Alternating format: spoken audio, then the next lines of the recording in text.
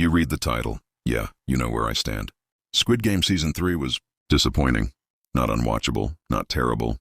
But for a show that started so strong and had such deep potential, this season, it dropped the ball hard. But let's get into the why. This is going to be full spoilers, so if you haven't seen it, consider this your warning. I'm diving deep into what worked, what didn't, and what left me shaking my head in disbelief. But it wasn't all bad. In fact, one of the best moments in the entire series comes in Season 3, the hide-and-seek tag game. One team has a knife. The other, just trying to survive and find the exit. It's tense, brutal, and emotionally charged. Especially the moment where the mother kills her own son after he tries to kill a baby to survive. That hit like a truck. It felt real. It was raw. It was exactly the kind of emotional depth that made the original Squid Game so impactful. It's tragic. It's heartbreaking. But it made sense. Now, for every moment like that, you've got at least two where characters get done dirty. Let's talk Diego. He spends Season 2 as a Marine type. Tough exterior. Good heart, only to completely freeze when it matters, causing people to die. In Season 3, he admits he lied to be cool. And then he dies. That's it. That's the whole arc. Minsu, even worse, gets turned into a full-on drug addict. He starts hallucinating, and boom, he's dead. No redemption, no growth. Just pills and death. Why did we spend so much time on these people just for them to do nothing? And the VIPs. Oh man, the VIPs. They weren't good in Season 1. They were cartoon villains then. But here, it's unbearable.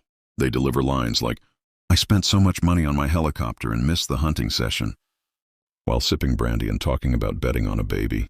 It's like watching rich anime villains, written by AI. Completely out of place and embarrassingly bad. And for what? They don't even get a proper comeuppance. They just leave on a helicopter and that's it. The hide-and-seek game should have been the finale. That's where the real characters, the ones we've grown attached to, meet their fates. After that, it's a drop-off. The jump rope bridge game. Fine concept, okay execution, but we're down to faceless NPCs by then. The emotional stakes are gone. And then there's Mongji, built up as complex, caring, calculating, then flips into a raving lunatic out of nowhere.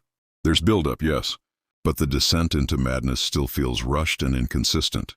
We waited 3 seasons to find out who was really pulling the strings, and it turns out it's Ji-hoon's old friend. The build-up was promising. The payoff? A wet noodle. They share 5 lines of dialogue.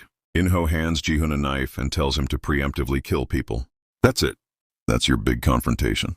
No real backstory. No debate of ideologies. Just go kill or be killed. I will say the way the season ends does carry some symbolic weight. Ji-hoon sacrifices himself so that the baby can win. That was powerful. Hope outliving despair. A new life escaping a cycle of death. I liked that. And Nokul's decision not to take her own life in the end? That actually worked. It felt earned.